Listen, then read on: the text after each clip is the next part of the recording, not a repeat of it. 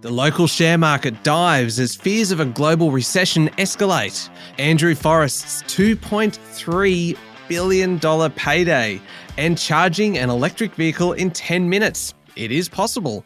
It's Tuesday, the 30th of August, 2022. Welcome to Fear and Greed, Australia's most popular business podcast. I'm Michael Thompson, and good morning, Sean Aylmer. Good morning, Michael. Sean, do you know what I did yesterday morning? So this is completely off topic, but I figure I've got a captive audience just for a moment. I had my fourth COVID jab yesterday morning. You're so young. I know, and that's the thing. Like I'm now eligible, so I went out and did it. Can I just tell you how easy it is now? Considering kind of... Did you go to a pharmacy or did you go to... I did. I booked online and went to my local chemist. I was in and out of there in about 2 minutes flat. And it's all kind of covered under Medicare and everything. It was so easy. And this sounds like an ad, but it is not an ad. It is just to say, hey, if you're putting it off, just go and do it. It is so easy. Go and get your booster shots. There are plenty of COVID cases around at the moment, and it's really worthwhile getting that booster shot. It may not prevent you from getting COVID, but it will certainly mitigate the symptoms. So follow Michael Thompson's lead, get that fourth booster shot. Well, I tell you what I was then trying to do, Sean, is I looked up how many people have had the fourth doses, and it was 4 million, as of a couple of days ago, 4,659,000, etc. And for the life of me, I cannot figure out kind of what percentage that is of the population over 16. So I just say there's not enough. Let's just kind of round it down and just say not enough. Yep. Anyway, enough kind of irrelevant chat, even though it is pretty worthwhile. I've got a lot coming up today, and you've got a good chat today after the show with Edwin Aoki, who is from PayPal, and it is all about one of our favorite topics, cryptos. Yes, the good, the bad, and the ugly of cryptos and NFTs, non-fungible tokens, and blockchain technology.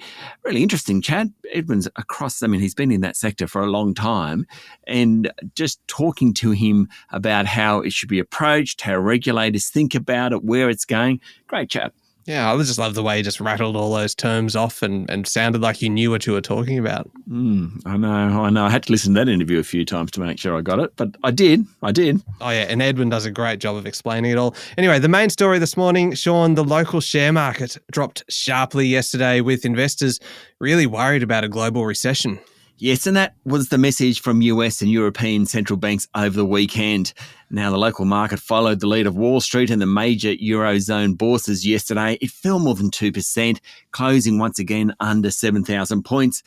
Pretty much wiped out all the gains from what's been an okay earnings season. It really wasn't pretty. Yesterday, around 90% of the top 200 companies went backwards. In essence, investors fear that central banks around the world will keep pushing up interest rates, even if that triggers a recession.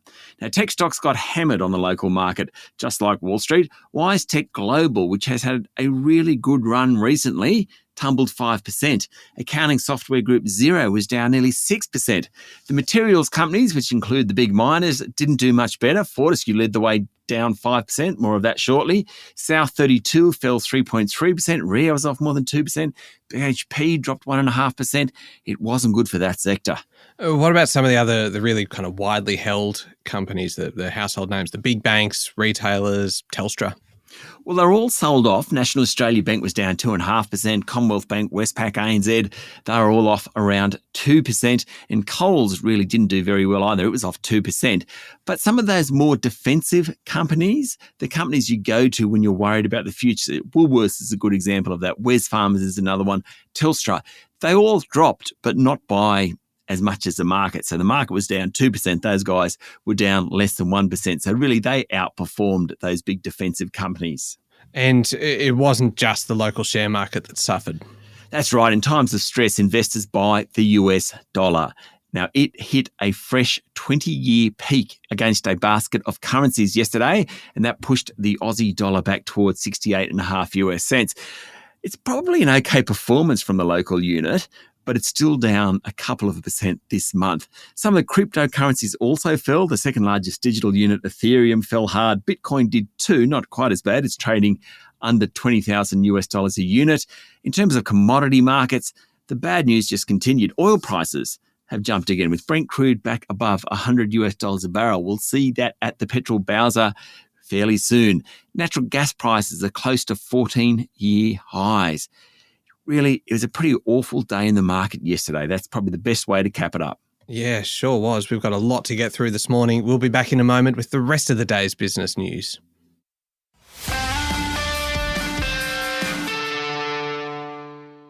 Sean, Prime Minister Anthony Albanese was at the National Press Club yesterday. He was there marking 100 days in power, and he spoke mostly about the economy. Yeah, there were a number of key takeouts from Mr. Albanese's first press club address as Prime Minister. He said we have to think differently about migration beyond what size the cap is, and that involves the need for skilled migrants who are desperately needed, including in hospitality.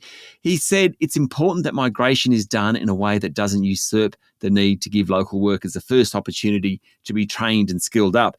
He points out that while the unemployment rate is low, the rate of long-term unemployed hasn't really changed much. Now, Mr. Albanese said the upcoming Jobs and Skills Summit shouldn't be about business union conflict, but about industrial relations reform. He wants the summit to herald a new culture of cooperation. Wouldn't it be good if we got that? And he says Australia's approach to mining rare minerals, they're the ones that are used in electrification, should be different to how we think about other commodities. In fact, he wants us to invest in value-add businesses. So when we dig up that lithium or dig up that rare earth, we can actually value add it here in Australia rather than just shipping it offshore. Yeah, makes sense. One other thing that came out of the press club address, Sean, he was also asked about New South Wales Premier Dominic Perrottet's push to cut the COVID isolation period from 7 days down to 5 days.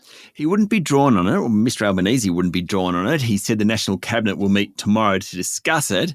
He did say the right decision needs to be made for the right time. He certainly didn't rule the idea out of reducing isolation by a couple of days.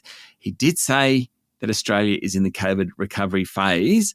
I reckon there's a strong possibility that tomorrow we'll find out that we're going from 7 to 5 days. I reckon you might be right there.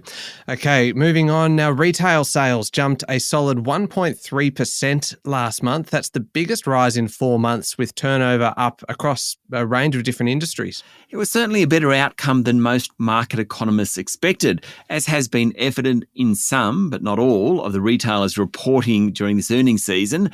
Households are still spending money, even as interest rates rise. Maybe they're drawing down on the hundreds of billions of dollars saved during COVID. Maybe the full impact of rate rises really haven't hit households yet. Whatever the reason, department stores are certainly benefiting. So too clothing, footwear and personal accessory retailers, and cafes, restaurants and takeaway food services are doing much better as well. What does it suggest?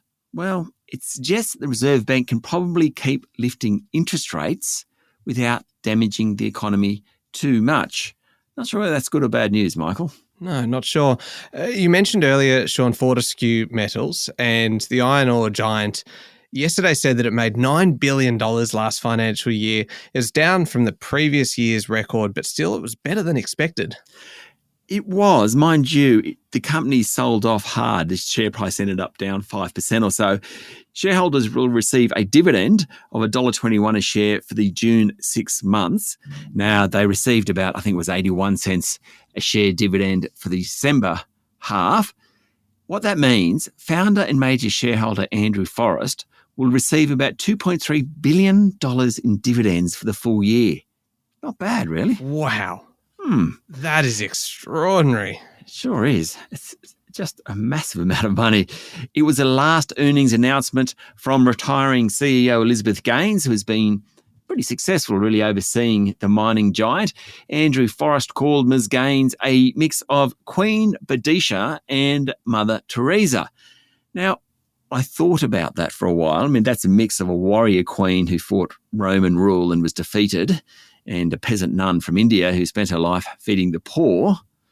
I have absolutely no idea how the CEO of Fortescue is a mix of Queen Boadicea and Mother Teresa.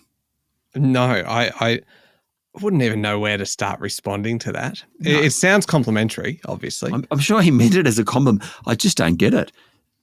Anyway, Mr. Forrest will step in as executive chair, but will restructure the business into two divisions, minerals and clean energy.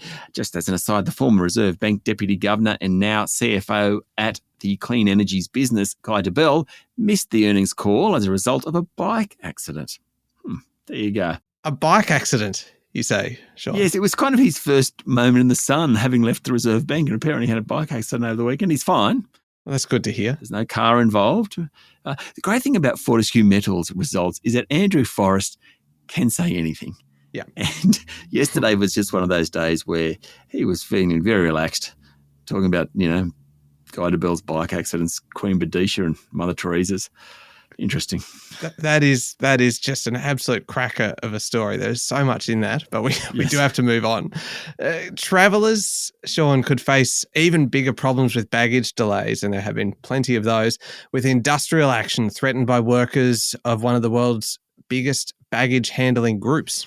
Yeah, Dnata, owned by UAE-based carrier Emirates, manages below-the-wing operations for 21 groups in Australia, including Qantas International, Singapore Air, Etihad and Japan Airlines. Staff will vote this Friday on whether they'll walk off the job for up to 24 hours as the Transport Workers Union fights to secure better pay and conditions.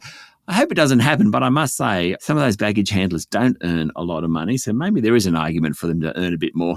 And it's very heavy, hard work, isn't it? Yeah, absolutely. And just on the topic of industrial action, the ongoing transport action in New South Wales is likely to continue with disruptions again tomorrow, Sean. It's getting a bit tiresome for Sydney commuters. The state government's latest offer to spend money on safety was slammed as a stunt by the Rail, Tram and Bus Union. At this point, I recommend not catching public transport in Sydney tomorrow. That is your recommendation for today. Now, long-suffering A2 milk, and long-suffering really is right. And we've been talking about the problems for A2 milk for some time now. Those shareholders watched the company's share price spike 10% yesterday after the group announced a 50% jump in profit. Some good news. Finally, the result came on double-digit sales and earnings growth, and A2 launched a $136 million buyback. COVID culled the group's revenue when one of its main means to market, the Chinese Daigou channel, where expats send products back home, dried up basically during COVID. Chief Executive David Bortolussi said the group was now better managing inventory and it had improved market pricing, i.e. it had some pricing power. So, finally, some good news for A2 Milk shareholders. Yeah, it's great to hear. Adore Beauty, Sean, posted record revenue last financial year and a big jump in profit, but it seems that wasn't quite enough to impress shareholders who sent the retailer's share price down 11% yesterday. While the result was okay, the outlook wasn't. Adore management said higher costs and subdued consumer sentiment was squeezing profit margin growth this financial year. The group said it plans to double its investment in its own brands and it now has 872,000 active customers.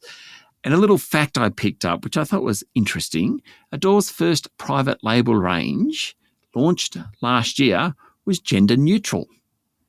Really? So I presume that's just products that can be worn by any gender. It kind of makes sense. There we go. And Sean, another listed retailer, Lovisa, reported a big jump in turnover and earnings and said trading for the first 7 weeks has been strong. Quite the contrast to Adore Beauty.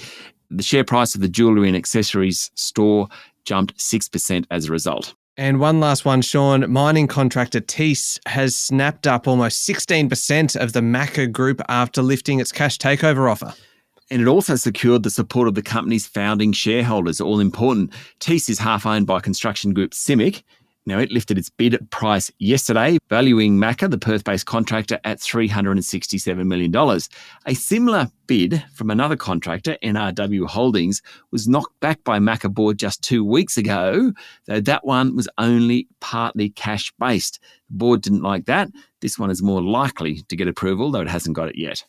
Okay, moving on to overseas news. And scientists sponsored by the US Department of Energy say they have designed a super-fast method to replenish the batteries of electric cars in less than 10 minutes. Yes, although it may take years for the technology to reach roadside charging stations. There's always a catch, isn't there? There is. The scientists believe the breakthrough could help remove a key drawback hampering sales of EVs. Recharging could be as quick as filling up the petrol tank, according to a report in the Times. In short, the scientists increased the amount of energy that can go into a battery cell in a short amount of time. They achieved a 90% charge in 10 minutes. Pretty good. The fastest charges today take somewhere between 20 minutes and an hour.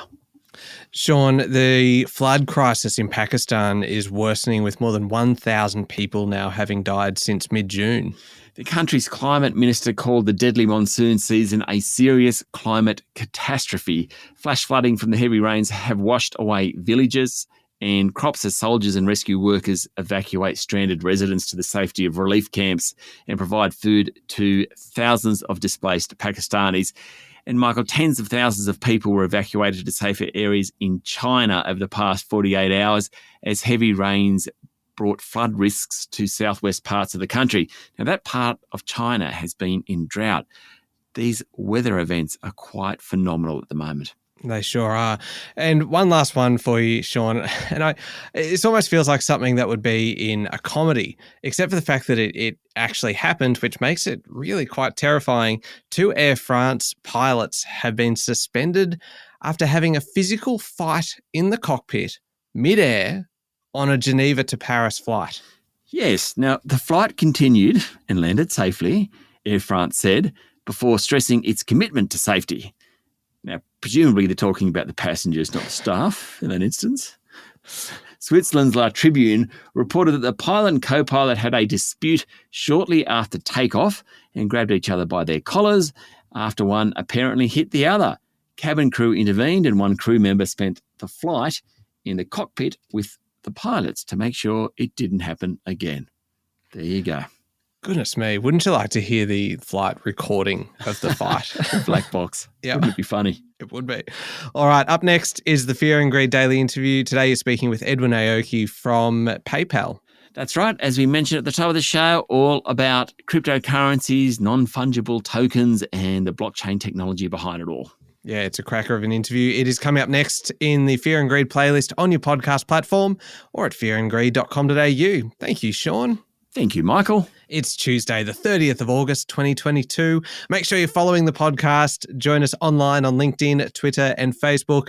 And have a go at listening to us as well through your smart speaker. Just say, play the Fear and Greed podcast, and it should just start playing. I'm Michael Thompson, and that was Fear and Greed. Have a great day.